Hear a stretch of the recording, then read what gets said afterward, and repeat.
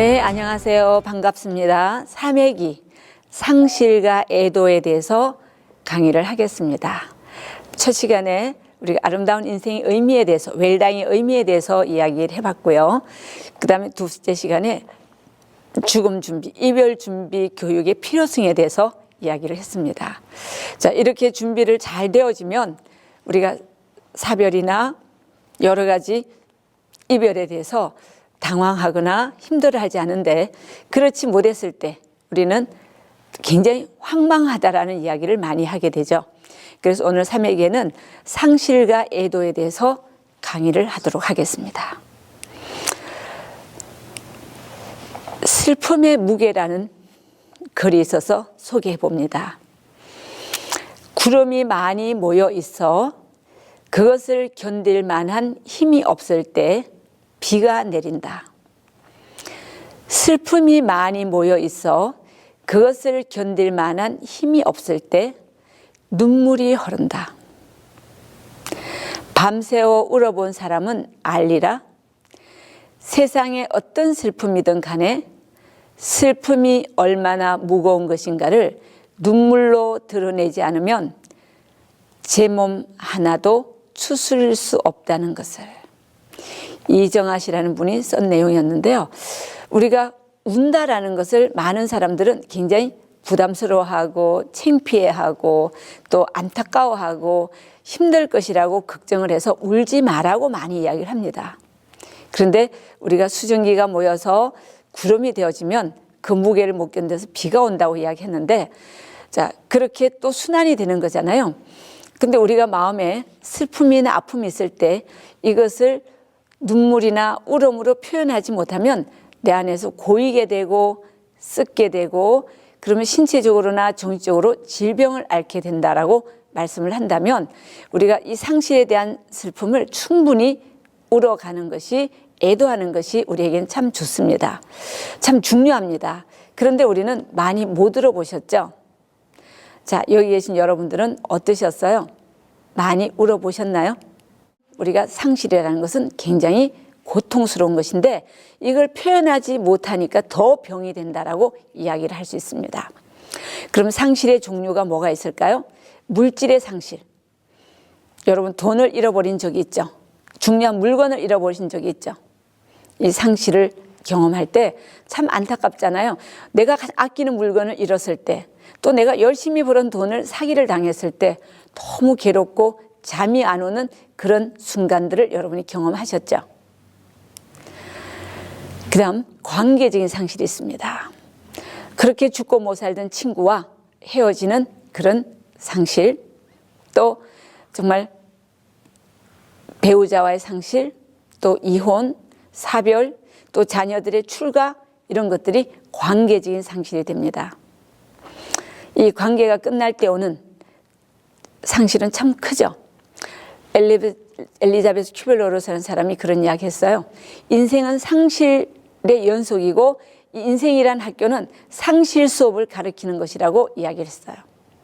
우리가 끊임없이 이걸 하나를 놓치면 또 다른 걸 하나를 얻게 되고, 또 놓치면 또 얻게 되고, 계속 상실과 또 새로운 경험을 반복하는 것이 인생이라는 학교인데요.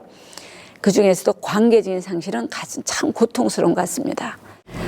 그 다음에 정신내적인 상실이라고 해서 내 안에서 있는 공허함, 참 중요하다고 생각했던 것들이 무의미해질 때 오는 공허함 굉장히 있죠. 우리가 실제적인 물건을 잊어버리고 관계를 상실하는 것도 중요하지만 내 안에서 참 의미를 부여했던, 그걸 위해서 나는 정말 너무너무 치열하게 살았는데 그것이 어느 날 사라져 버렸을 때 내 안에 있는 이 허무함, 공허함, 절망감은 어떤 것하고 비교할 수 없을 만큼 견뎌내지를 못하는 사람도 많이 있습니다. 자, 그 다음 기능적인 상실이라고 그래서 내가 잘했는데 그걸 못할 때, 여러분 치매도 그 하나일 수도 있겠고요. 내가 아주 손재주가 많은데 손을 못 쓴다든지, 내가 달리기를 잘했는데 달리기를 못한다든지, 내가 말을 잘했는데 말을 못한다든지, 내가 할 수 있는 기능을 상실할 때 오는 것이 굉장히 큰 충격이 되겠죠. 저도 가끔 때로는 이렇게 설거지하는 게 귀찮다, 싫다고 느껴질 때 내가 어느 날 이 설거지를 못하게 된다면 얼마나 슬플까.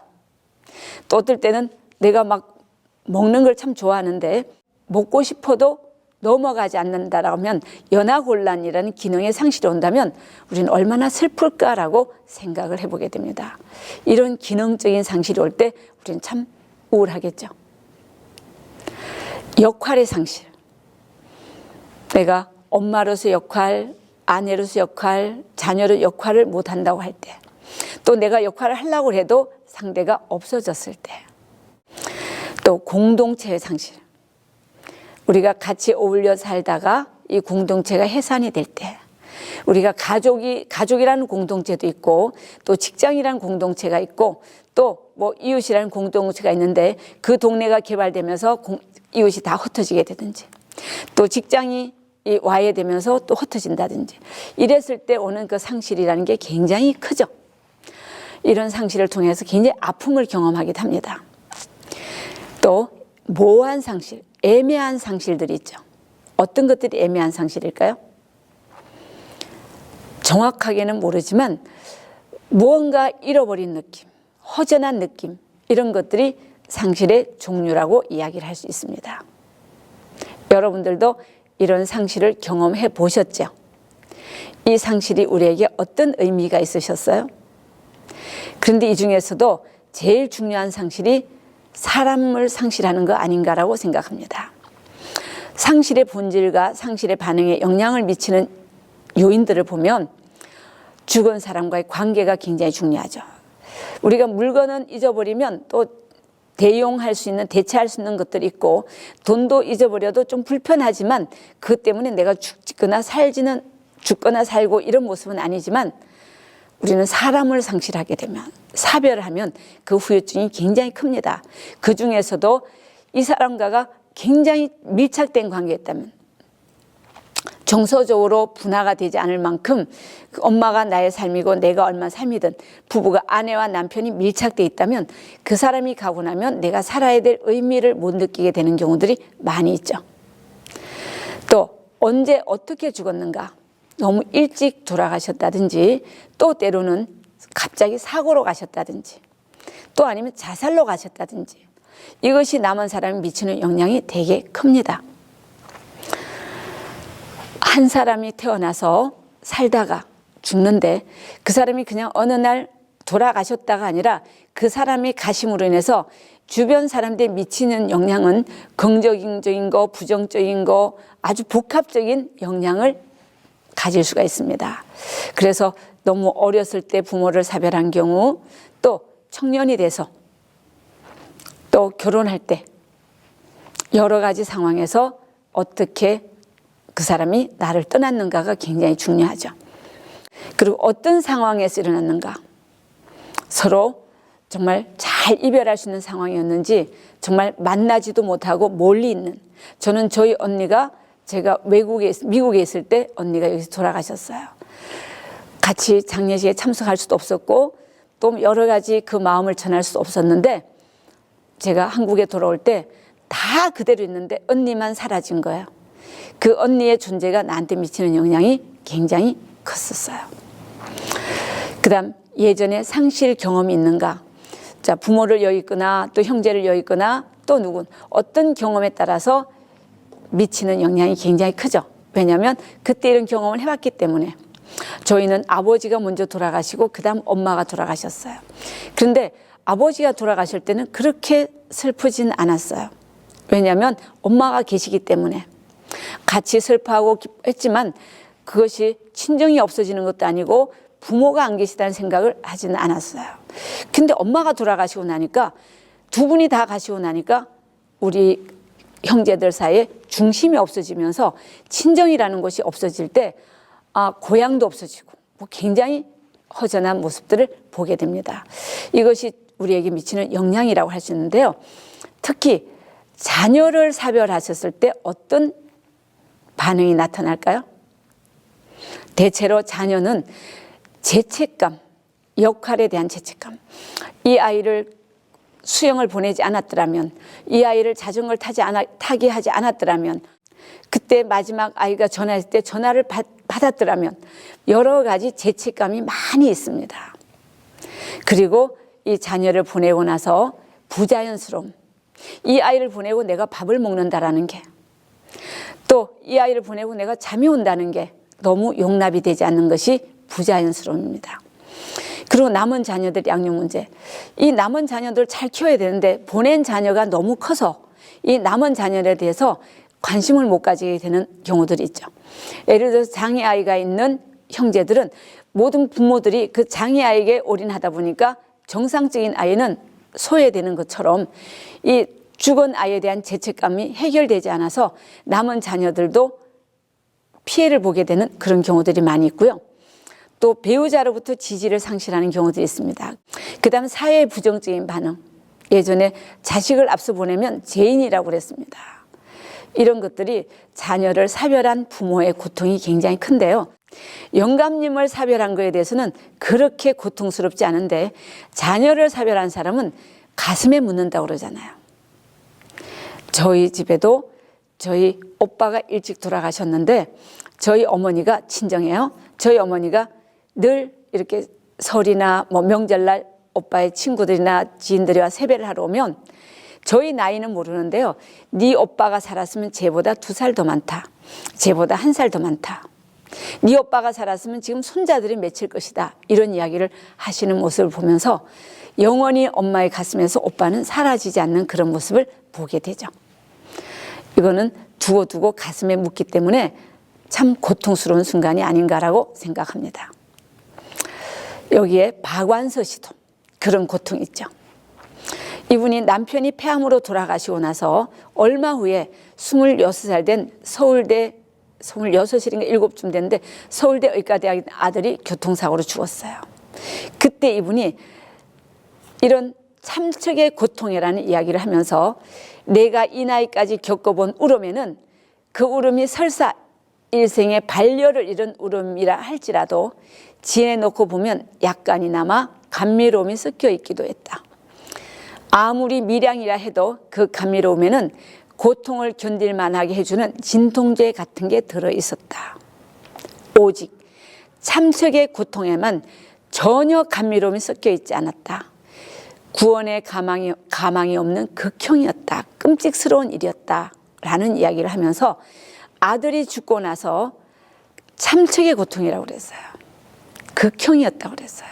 그러면서 이분이 가톨릭이란 종교를 가졌는데 하나님에게 한 말씀만 하소서, 어떻게 나한테 이럴 수가 있습니까? 라고 원망을 하면서 이 사람이 죽으려고 했어요. 내가 아들을 보내고 이렇게 살아서 밥을 먹고 잠을 잔다는 게 자기 자신이 용납이 되지 않았대요. 자녀를 보낸 부모들의 고통을 이렇게 표현한 거죠. 그래서 자녀 사별에 대한 죄책감을 해소시켜줘야 되는데요. 자, 여기 교육을 받으시는 어르신들이 대체로 자녀를 사별한 사람, 앞세 분들이 참 많이 계실 거라고 생각해요. 그랬을 때 그 자녀에 대한 죄책감을 최소화시키려고 하면 이타적인 행동이라고 그래서 다른 사람을 위해 자녀와 비슷한 형편에 있는 사람, 또 그런 사람을 위해서 봉사활동을 하거나 또 그분들을 도와주는 역할을 해주시면 좋겠고요. 내 자녀를 앞서 보낸 것이 내 책임이라는 데서 좀 자유할 수 있으면 좋겠고, 또 우리가 앞서고 먼저 가고 뒤서는데 가서 또 만난다는 소망을 가지게 되면 우리는 이 죄책감에서 좀 자유할 수 있으면 좋겠습니다. 그러면 여러분들이 혹시라도 자녀의 생일이나 자녀의 어떤 중요한 날 생각이 나면 그 아이를 생각하면서 충분히 울어주거나 그 아이 이야기를 많이 해주시는 게 좋습니다. 혹시 여러분 자녀를 먼저 보내신 분이 계시다면 지금 기회라도 충분히 울 수 있으면 좋겠다고 생각합니다. 자, 그래서 이런 예측된 슬픔도 알아주고요. 부모의 역할도 또 부부관계도 또 대처 기능을 알려주는 게 굉장히 좋습니다. 그 다음 우리가 배우자 사별할 수 있죠. 여러분 배우자하고 사별 안 하실 분 계세요? 다 사별합니다. 언제 어디서 어떻게 할지 몰라서 그렇죠. 젊은 나이에 사별할 수도 있고 또 노년에 사별할 수도 있겠지만 배우자를 사별할 때 오는 것은 고독감이죠. 아까 자녀는 죄책감이라고 그랬잖아요. 두 사람이 같이 시작해서 자녀도 낳고 살림을 마련하고 살았는데 어느 날 이 사람이 떠나고 났을 때 혼자서 살아가는 것이 굉장히 힘든 거라는 거죠. 그래서 이 고독감을 어떻게 풀어갈 것인가. 제가 사별하신 분들을 만나보면 돈이 없어서 힘들 때는 적게 먹으면 된대요. 또 적게 쓰면 된대요. 근데 이 사람하고 같이 했던 추억이 떠오를 때는 견딜 수가 없대요. 어디 가서 맛있는 걸 먹어도 이 사람하고 같이 먹었을 때, 어디 좋은 꽃길을 걸었을 때도 이 사람하고 같이 걸었을 때 이 추억이 새록새록 생각날 때마다 그 사람이 그리워서 견딜 수 없다는 이야기를 하게 됩니다. 특히 노년에는 부부가 굉장히 의존적이잖아요. 젊을 때는 그래도 자녀가 있고 부모가 있고 친구가 있지만 노년에는 오로지 서로 배우자가 의지하고 살다가 배우자가 가게 되면 이 의존적인 부분에서 상실한다는 건 굉장히 어려움이 많다. 왜냐하면 상호 의존이 되고요. 다중상실. 예를 들면 배우자를 잃으면 무력감도 생기고 감각도 둔화되고 뭐 치매도 오게 되고 어떻게 해야 될지를 모르는 의미를 상실하게 되는 그런 모습을 보게 되죠. 그래서 특히 노년에 배우자를 상실하신 분들은 아침에 일어났을 때 아무도 없다는 거, 혼자 식당에서 밥 먹는다는 거, 저녁에 들어왔을 때 불 꺼진 집에 들어온다는 거, 이불 밑에 혼자 들어간다는 거, 이 방에 텅 빈데 혼자 있다라는 것이 그렇게 힘들고 슬플 수밖에 없대요. 그래서 개인의 죽음의 인식을 더 심화해서 같이 죽고 싶은, 그리고 고독하게 되고 이제 역할 적응하려고 노력을 하고 자주 집단을 모여서 서로 홀로 서는 방법들을 터득해야 될 때가 오지 않았나라고 생각합니다. 저도요, 이제 제가 60대니까 저희 부부도 언젠가는 사별할 거잖아요. 저는 여자니까 이렇게도 저렇게도 살 수 있는 방법이 있는 것 같아요. 저희 남편이 참 걱정이에요. 나이가 들어갈수록 굉장히 저에 대해 더 의존하는 모습을 보면서 제가 어느 날 물었어요. 내가 아프면 당신은 어떻게 할 거야? 그랬어요. 그랬더니 걱정하지 말래요. 당신 밥은 어떻게 하고 빨래는 어떻게 할 거야? 그랬더니 밥 사 먹으면 된대요. 빨래는 세탁기 사면 된대요. 자기는 그런데 아픈 나를 어떻게 돌봐줄지는 생각을 못 한다는 거예요. 제가 만약에 남편이 아프다면 남편도 돌봐드리고 내 먹고 살 일상생활 하겠지만 남편은 자기 먹을 거는 챙길 수 있는데 아내를 어떻게 돌볼지는 생각을 못 하는 거예요. 그러다가 어느 날 제가 가고 나면 이 사람은 어떡할까. 그래서 우리가 정말 가장 큰 축복은 가장 가까운 지금까지 같이 있다가 헤어지고 얼마 안 있어서 다시 따라가서 만날 수 있으면 참 좋지 않을까라고 생각을 해봅니다. 그것이 우리가 원하는 대로 되지 않는다라고도 이야기하지만 우리가 서로 또 그렇게 기도하고 준비하면 그렇게 되지 않을까라고 생각하게 되고요. 어쨌든 어떻게 떠나보내든 다시 만날 수 있는 그런 소망을 가지는 것이 중요하다라고 생각을 합니다. 네, 특히 이제 배우자 사별, 노인의 위험 증상은 대체로 우울증이나 이제 뭐 이런 것들이 많이 있겠고요. 또 지나치게 배우자에게 의존해서 같이 죽기를 소망하는 그런 모습들이 있습니다. 자, 그러다 보면 결국은 가족들의 지지 체계가 약하면 노년에 고독사를 할 수도 있다라는 이야기예요. 그래서 남편이 가시고 또 배우자 아내가 가시고 한 달 만에 이어서 돌아가시는 분들도 계십니다. 그다음 부모의 사별에 대해서는 부모도 돌아가실 수가 있죠. 근데 부모는 우리가 자녀가 어리거나 사춘기거나 청년이거나 결혼한 게 따라서 훨씬 달라질 수 있겠죠. 제일 힘든 상황이 사춘기의 자녀들이 부모를 사별하는 거예요. 사춘기라는 것은 자기의 인생관이나 정체감이나 뭐 이런 진로가 정해지지 않은 상태에서 굉장히 혼란스러운데 가장 든든한 땅과 같은 그런 부모님이 돌아가시게 되면 이 땅이 갈라지는 그런 충격을 느끼게 되고요. 앞으로 자기가 어떻게 살아가야 될지 하늘이 무너지는 그런 고통을 느끼게 된다고 이야기할 수 있습니다. 그래서 이 자녀들이 잘 홀로 설 수 있도록 도와주는 것이 부모 사별인데요. 자, 그 자녀들에게 설득하려거나 또 위로하려는 말보다도 그 아이들의 심정을 충분히 들어주는 것이 굉장히 좋고요. 자, 상처를 주는 말은 피하는 것이 굉장히 좋습니다. 그는 그것이 더 좋아, 하나님께서 뜻이 있어서 또 뭐 이런 이야기들은 도움이 되지 않는다라고 이야기를 하게 되죠. 그래서 충분히 부모가 돌아가신 거에 대해서 슬퍼하고 또 부모를 원망할 수도 있어요. 우리 이렇게 두고 가면 어떡하냐고. 엄마는 나빠, 엄마는 미워 이렇게 이야기할 수 있다는 것을 받아들여서 충분히 표현할 수 있도록 해주는 게 좋은데요. 그 몰이라는 교수가 쓴 책에 보면 몰이와 함께하는 화요일이라는 책에 그 사람이 루게릭병으로 죽어가면서 그 제자에게 제자가 물었어요. 가장 후회스러운 게 뭡니까? 그랬더니 아버지를 너무 늦게 용서한 것이 후회스럽다고 그랬어요. 그 아버지가 이 몰이가 어릴 때 돌아가셨어요. 근데 아버지는 이 사고로 돌아가셨는데 아내와 자녀를 두고 간 아버지가 얼마나 괴로웠겠어요. 그건 아버지 입장이고 자식들 입장에서는 아버지가 우리를 버리고 간 것처럼 느껴진다는 거예요. 나는 아버지가 없어서 아버지 없는 아들로서 엄마와 이 가정을 책임지는 게 너무 힘들었다는 거예요. 아버지가 가셔서 슬프다는 것보다는 아버지가 원망스러웠다고 그랬어요.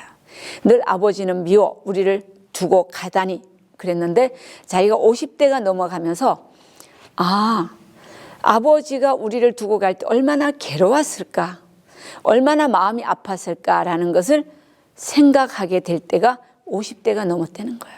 그때서야 아버지를 용서했다라는 이야기를 합니다. 그래서 자녀들이 아버지가 가셔서 엄마가 가셔서 슬프다는 것보다는 믿고 원망하더라도 우리가 아버지 미워하면 안 돼, 아버지 이해해야 돼 라고 하지 마시고 충분히 그 아이들의 이야기를 들어주는 것이 굉장히 중요합니다. 자, 그래서 우리는 애도자의 권리라고 있죠. 애도할 사람들은 내 방식대로 슬퍼할 권리가 있고 또 내 슬픔에 대해서 말할 권리도 있고 여러 가지 감정을 모두 경험할 권리가 있죠. 내 신체적 감정적 한계를 존중할 권리도 있고 언제 어디서나 슬픔을 갑자기 터뜨릴 권리가 있고 반복적인 의뢰를 이용할 권리도 있습니다. 내가 똑같은 시간에 똑같이 울고 하는 그런 권리도 있고요. 자, 영성의 위안을 받거나 이를 거부할 권리도 있습니다. 종교를 가져서 뭐 기도하는데 그걸 안 할 수도 있고 할 수도 있습니다. 또 의미를 찾을 권리도 있어요. 내가 이제 누군가를 사별하고 이것의 의미가 뭘까를 찾을 권리도 있고요. 기억을 품을 권리가 있습니다. 애도하고 슬퍼하면서 치유받을 권리가 있습니다. 자, 이런 것들이 권리라면 나는 주변 사람들이 울지 마라, 운다고 간 사람이 돌아오나 울면 힘이 빠진다, 뭐 지친다, 자식들을 봐서라도 정신을 차려야지, 이런 것은 도움이 되지 않는다는 거죠. 울 때 충분히 울어주도록 안아주고 지지해 주는 게 굉장히 중요합니다. 자, 그래서 우리는 이런 슬픔을 표현할 권리가 있습니다. 여러분들은 과거도 중요하고 현재도 중요하죠. 자, 그래서 우리가 과거를 충분히 슬퍼하고 다 풀어서 내 마음에 담으면서 오늘을 행복하게 살아가시는데 이혜인 수녀님의 시 중에서 오늘 하루가 선물입니다라는 시가 있습니다. 늘 반복되는 지루한 일상이지만 마음과 생각이 통하여 작은 것에도 웃음을 나눌 수 있는 소중한 사람들을 만날 수 있으니 오늘 하루가 선물입니다. 늘 실수로 이어지는 날들이지만 믿음과 애정이 가득하여 어떤 일에도 변함없이 나를 지켜봐주는 가족이 있으니 오늘 하루도 선물입니다.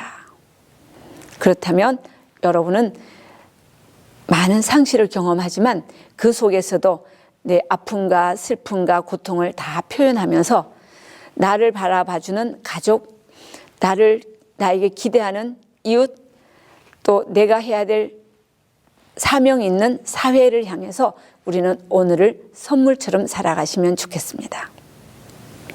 그래서 이 시간에는 여러분들이 가장 힘들어하는, 가장 고통스러운 고인에게 편지를 써보시면 좋겠습니다. 아들일 수도 있겠고요, 딸일 수도 있겠고, 또 아내나 남편에게 편지를 써보시는 게 좋습니다. 그래서 하고 싶은 말들, 직접 그때는 미안하다 고맙다를 못했다면 지금 생각하니까 너의 그런 모습이 참 아름다웠고 너의 그런 행동이 참 소중했고 너의 이런 부분이 어쨌다라고 이야기를 할 수 있으면 참 좋겠습니다. 그렇게 편지를 쓰시고 또 생활 속에서 자신만의 추도 방법이 있겠죠. 추도 방법이 어떤 것일까요? 그 사람이 좋아하는 장미꽃 한 송이를 갖다 꽂아놓고 그 사람과의 추억을 떠올리는 방법, 코스모스 길을 걸으면서 그 사람과의 대화를 하는 거, 또 그 사람이 좋아하는 음식을 같이 차려놓고 추모하는 방법, 그 사람의 사진을 보면서 추모하는 방법. 일상적으로 우리가 하는 추모 방법이 각자 다 다를 수 있겠죠. 꼭 이래야만 된다, 저래야만 된다는 방법이 아니라 내가 그 사람이 몹시도 그리울 때는 그 사람과 갔던 여행지를 같이 가거나 또 그 사람과 나눴던 편지를 주고받거나 그 사람과 같이 찍힌 영상을 보거나 이런 것들도 하나의 추모 방법이 아닐까라고 생각합니다.